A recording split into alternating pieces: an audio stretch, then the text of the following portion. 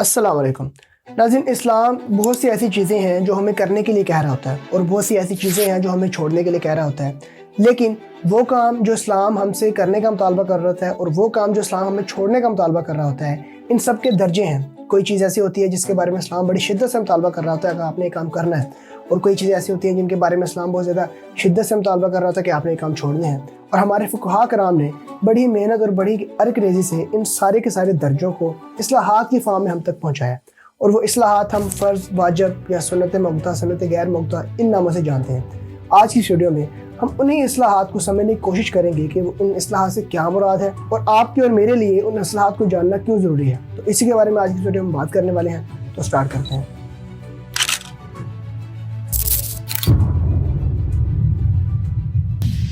तो आगे बढ़ने से पहले मैं ये चीज़ आपकी क्लियर कर दूं कि इन इस्लाहात का जानना आपके लिए और मेरे लिए क्यों ज़रूरी है। ज़ाहिर बात है, आप ये वीडियो देख रहे हैं तो आपको पता तो होना आप ये वीडियो क्यों देख रहे हैं। इसके दो मुख्तसर जवाब हैं। सबसे पहली बात तो ये है कि हम अपनी लाइफ में बहुत से काम ऐसे कर रहे होते हैं जो गुनाह के काम होते हैं, लेकिन हम उनको मामूली समझ रहे होते हैं। हम समझ रहे होते हैं कि एक छोटा गुनाह है तो इसलिए हमें ये कर लेना चाहिए, हालांकि इस्लाम के अंदर उस चीज़ का दर्जा बड़ा होता है, वो बड़े गुनाह का काम होता है। या बहुत से काम ऐसे होते हैं जिनको हम अपनी तरफ से समझ रहे होते हैं बड़ा इज़्ज़त का काम है, लेकिन इस्लाम ने उसका उतना दर्जा नहीं बताया होता। और फिर इसके अलावा ये भी है कि हम छोटी छोटी बातों पर दूसरों को काफिर या मुनकर करार दे देते हैं। लाइक हम एक हाथ में टिकट लेके बैठे होते हैं कि बस कोई काम करे तो साथ ही उसको काफिर काफिर काफिर कह दें, लेकिन इस्लाम के अंदर ये नहीं। इस्लाम के अंदर बहुत ज़्यादा डाइवर्सिटी है, आप एक काम को डिफरेंट तरीक़ों से भी कर सकते हैं, और बहुत से काम ऐसे हैं जिनका आप इनकार भी कर सकते हैं और उनके इनकार से आप काफिर नहीं हो जाते। तो ये सारी बातें आप तभी समझेंगे जब आप इन इस्लाहात को समझ लेंगे। तो सबसे पहले हम ये देख लेते हैं कि वो काम जो शरीयत हमें करने के लिए कह रही है उस लिहाज से कितने दर्जे हैं। तो कोई भी काम करने के लिहाज से शरीयत के 3 दर्जे होते हैं। या तो वो चीज़ फ़र्ज़ होती है, या वो चीज़ वाजिब होती है, या फिर वो चीज़ सुन्नत होती है, या इसको मुस्तहब भी कहा जाता है। अब फ़र्ज़ क्या होता है? हर वो चीज़ जो शरीयत आपको लाज़मी तौर पर करने के लिए कह रही है, यानी कि ये काम ऐसा है जो आपने लाज़मी तौर पर करना ही करना है, इसको छोड़ने का कोई भी चांस नहीं है, और ये चीज़ दलील कती से साबित होती है। यानी जो फ़र्ज़ होता है वो दलील कती से साबित होता है। और दलील कती क्या होती है कि वो दलील जिसमें किसी किस्म का भी कोई शक व शुबा ना हो। अब इसमें कुरान मजीद और तवातर अहादीस आती हैं, यानी कि कुरान मजीद से अगर कोई हुक्म निकला हुआ है तो वो लाजमी तौर पर हमें करना ही पड़ेगा, या जो तवातर हदीस से कोई हुक्म साबित है तो वो भी हमें लाजमी तौर पर करना ही होगा। अब मुतवातर या तवातर क्या होता है? यानी कि इस मुराद ये है कि हर दौर के अंदर इतने कसीर लोगों ने इन चीज़ों को रवायत किया है कि जिनका झूठ पर इतफाक़ नामुमकिन हो। यानी कि हर दौर में बहुत से लोगों ने इनको रवायत किया और उनकी रवायत से चीज़ जल्दी चलती हम तक पहुँची है। कुरान मजीद भी ऐसी है और तवातर हदीस भी ऐसी है, और इसके ऊपर अमल करना शरीयत ने आपके ऊपर लाज़िम करार दिया है। अगर आप इसको छोड़ेंगे तो आपको गुनाह होगा, और अगर आप इसको करेंगे तो आपको सवाब होगा। और इसके मिसालें कौन कौन सी हैं कि जितने भी अरकान हैं इस्लाम के अंदर, यानी कि बड़े बड़े जितने भी इस्लाम के पिलर्स हैं, जिसमें नमाज, रोज़ा, ज़कात, ये सारी की सारी चीज़ें हमारे ऊपर फ़र्ज़ हैं, यानी कि इनकी बजा आवरी हमारे ऊपर लाजम है। और अगर कोई शख्स इनका इनकार कर देता है, यानी कि वो फ़र्ज़ को मानने से इनकार कर देता है, तो फिर वो काफिर हो जाता है, यानी कि फिर वो दायरे इस्लाम से खारिज हो जाता है। फिर इसके बाद जो दूसरा दर्जा है वो वाजिब का आता है। और वाजिब क्या होता है? ये भी फ़र्ज़ की तरह के होता है, यानी कि इसकी बजा आवरी भी शरीयत में लाजम तौर पर आपके ऊपर मुकर्रर है, लेकिन फ़र्क सिर्फ इतना ही होता है कि ये दलील ज़न्नी से साबित होता है। अब दलील ज़न्नी क्या है? यानी कि वो दलील जिसके अंदर कोई शक व शुबे की गुंजाइश होती है, यानी कि जिसके अंदर कोई शक किया जा सकता है, और ये खबर अहाद से साबित होती है। यानी कि खबर अहाद से क्या मुराद है कि कोई ऐसी चीज़ जो किसी एक सहाबी ने रवायत की है, या उस चीज़ को हर ज़माने में रवायत करने वाले लोग इतने कम थे कि जिनका झूठ पे इत्तफाक मुमकिन था, लेकिन उसके बावजूद भी इसके ऊपर अमल करना ऐसा ही है जैसे फ़र्ज़ के ऊपर अमल करना है। यानी कि जिस शिद्दत से इस्लाम आपको किसी फ़र्ज़ काम के बारे में कह रहा है कि आपने वो काम करना है, इसी शिद्दत से इस्लाम आपको वाजिब के बारे में भी कह रहा होता है कि आपने ये काम करना ही करना है, और इसके करने वाले को सवाब मिलता है और ना करने वाले को गुनाह मिलता है। लेकिन फ़र्क सिर्फ इतना होता है फ़र्ज़ के अंदर और वाजिब के अंदर कि जो फ़र्ज़ का इनकार करने वाला है वो काफिर हो जाता है, लेकिन वाजिब का अगर कोई इनकार कर दे तो वो काफिर नहीं होता। फ़र्ज़ और वाजिब में सिर्फ इतने फ़र्क है। और जो वाजिब की मिसालें हैं उनके अंदर सदका, फितराना, वितर या ईदैन की नमाज़ें, इस तरह ये सारी जितनी भी चीज़ें हैं ये सारी की सारी वाजिब हैं। अगर कोई शख्स इनका इनकार कर देता है तो वह दायरे इस्लाम से खारिज नहीं होता, वो मुनकर या काफिर नहीं हो जाता। और ये फ़र्ज़ और वाजिब के दरमियान जो फ़र्क है ये सिर्फ फ़िक़्ह हनफिया के अंदर रखा गया है, यानी कि जो फ़िक़्ह हनफिया है उसके अंदर ही सिर्फ फ़र्ज़ और वाजिब के दरमियान फ़र्क किया जाता है। बाकी जितने भी फ़िक़्ही मसालिक हैं, लाइक फ़िक़्ह शाफ़िया या फ़िक़्ह मालिकी है, तो उसके अंदर ये फ़र्क नहीं रखा जाता। उसके अंदर जो चीज़ फ़र्ज़ है, वाजिब है, वो एक ही चीज़ है।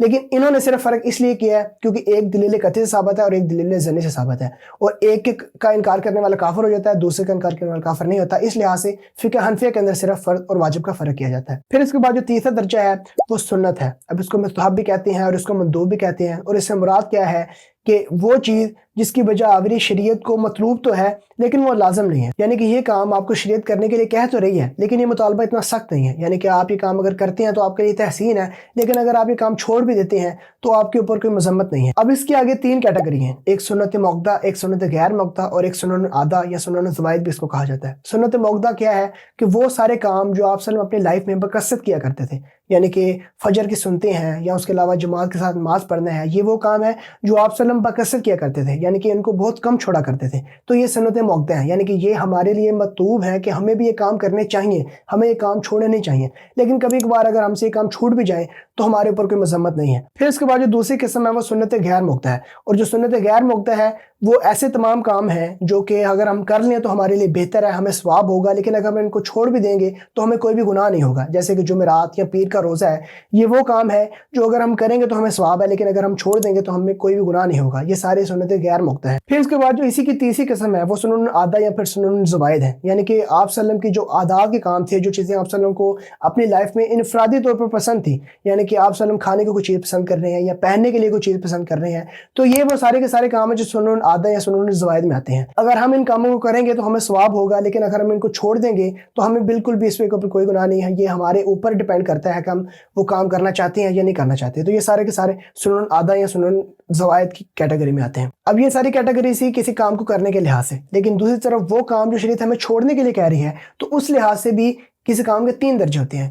جو کام شریعت ہمیں چھوڑنے کے لیے کہہ رہی ہوتی ہے یا تو وہ چیز حرام ہوتی ہے یا وہ مکروہ تحریمی ہوتی ہے یا مکروہ تنزیہی ہوتی ہے۔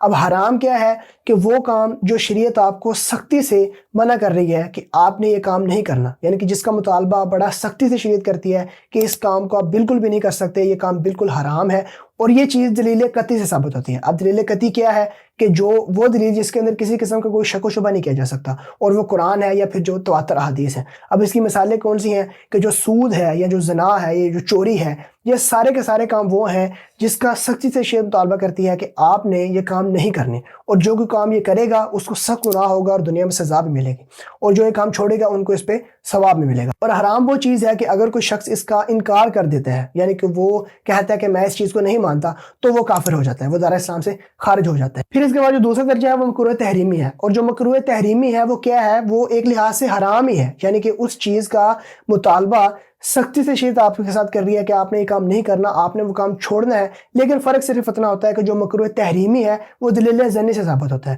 اور جو دلیل ظنی ہے وہ کیا ہے کہ وہ کوئی نہ کوئی ایسی دلیل ہے جس کے اندر کوئی شک و شبہ کیا جا سکتا ہے، یعنی کہ وہ خبر احاد سے ثابت ہے۔ اور خبر احاد کیا ہے کہ یعنی کہ اس چیز کو روایت کرنے والا کوئی ایک شخص تھا یا اتنے کم لوگ تھے کہ جن کا جھوٹ پہ اتفاق ممکن ہے۔ اب اس میں کون کون سی چیزیں آتی ہیں کہ کسی کے سودے کے اوپر سودا کرنا، یہ چیز حرام ہے، تو لیکن یہ مکروہ تحریمی ہے، یعنی کہ اس کی دلیل جو ہے وہ ظنی ہے، یہ خبر واحد سے ثابت ہے۔ یا اس کے علاوہ مردوں کے لیے ریشم یا سونا پہنا اسلام کے اندر حرام ہے، تو یہ مکروہ تحریمی کے اندر آتا ہے، یعنی کہ اس کی دلیل میں کوئی نہ کوئی شک و شبے کی گنجائش ہے۔ اور اس چیز کا اگر کوئی شخص انکار کر دیتا ہے، یعنی کہ وہ کہتا ہے کہ میں اس چیز کو نہیں مانتا، تو وہ دائرہ اسلام سے خارج نہیں ہوتا، وہ منکر نہیں ہو جاتا۔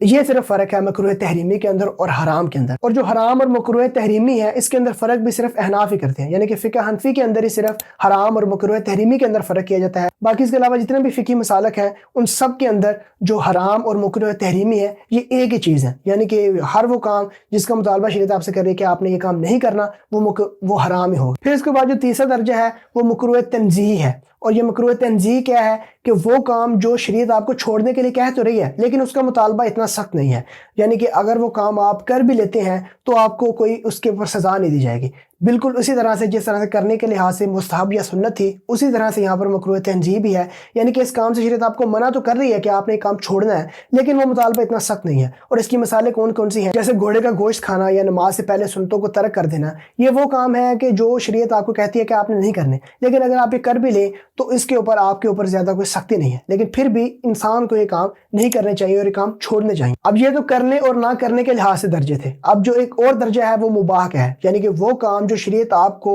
بالکل چھٹی دیتی ہے کہ آپ چاہے تو وہ کر سکتے ہیں اور چاہے تو آپ چھوڑ سکتے ہیں، وہ مباح کی کیٹیگری میں آتے ہیں، یعنی کہ اس کے اندر شریعت آپ سے بالکل بھی نہ تو اس کو کرنے کا مطالبہ کر رہی ہے اور نہ ہی اس کو چھوڑنے کا مطالبہ کر رہی ہے، یہ آپ کی اپنی مرضی کے اوپر موقوف ہے، چاہے تو آپ کریں या चाहे तो आप उसको छोड़ दें। और इसकी मिसालों में ये है कि खाना पीना, सोना, कपड़े पहनना, सफ़र करना, ये सारी की सारी चीज़ें आपकी पर्सनल लाइफ है कि आप चाहे तो करें चाहे तो ना करें। ये सारी की सारी मुबाह चीज़ें हैं, ये आप अपनी मर्जी से कर भी सकते हैं और अपनी मर्जी से छोड़ भी सकते हैं। अब ये जितनी भी इस्लाहात मैंने आपको बताई हैं ये तो वो थी कि जो बुनियादी थी, यानी कि जिनका जानना आपके लिए और मेरे लिए और एक मुसलमान के लिए बहुत ज़्यादा ज़रूरी है। लेकिन इसके अलावा कुछ चंद एक एक्स्ट्रा इस्लाहात भी हैं, वो जल्दी से मैं आपको बता देता हूँ, जिनमें सबसे पहले सबब है, रुकन है और शर्त है। अब जो सबब होता है वो ये होता है कि जिसकी वजह से मुसब्बब या कोई हुक्म पाया जाए। मिसाल से आप इसको बेहतर तरीके से समझ पाएंगे कि देखिए, रमज़ान के अंदर आप रोज़े रख रहे होते हैं, लेकिन आपको सफ़र करना पड़ जाता है और आपको कोई रोज़ा छोड़ना पड़ता है, तो अब जो रोज़े को छोड़ने का सबब था वो क्या बना? वो सफ़र बना। तो सफ़र की वजह से एक हुक्म वारद हुआ,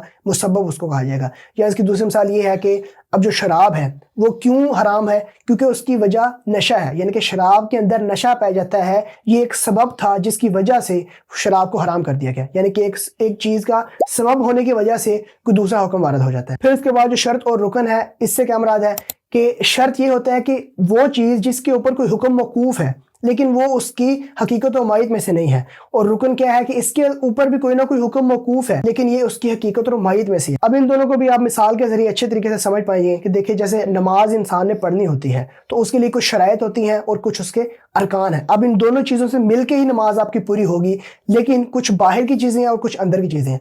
जो बाहर की चीज़ें होती हैं वो शर्त है और जो अंदर की चीज़ें होती हैं वो रुकन है। अब नमाज पढ़ने के लिए वज़ू शर्त है, ये जगह का पाक होना ये शर्त है, कपड़ों का पाक होना ये सारी ये शर्तें हैं, ये उससे बाहर की चीज़ें हैं। और जो रुकन है, जैसे कि आपने रुकू करना है, आपने सजदा करना है, ये सारे के सारे रुकन है जो अंदर के हैं। अब देखिए, शर्त और रुकन के ऊपर, इन दोनों के ऊपर ही नमाज पूरी होगी, यानी कि इन दोनों चीज़ों को आप पूरा करेंगे फिर ही आप नमाज पूरी कर पाएंगे। लेकिन यह है कि एक चीज़ बाहर की है और एक चीज़ अंदर की है। अब ये इन तीनों को मैंने आपके सामने एक्सप्लेन कर दिया। तो ये नाज़रीन सारी की सारी फ़िकी इस्तिलाहात थी जो कि बिल्कुल बेसिक मैंने आपके सामने बयान की हैं, जो आपके लिए और मेरे जानने के लिए बहुत ज़्यादा ज़रूरी हैं। तो ये आज की वीडियो थी। होप सो आपको नई चीज़ें सीखने को मिली होंगी। मिलते हैं अगली वीडियो में, तब तक के लिए अपना ख्याल रखिए। अल्लाह हाफ़िज़।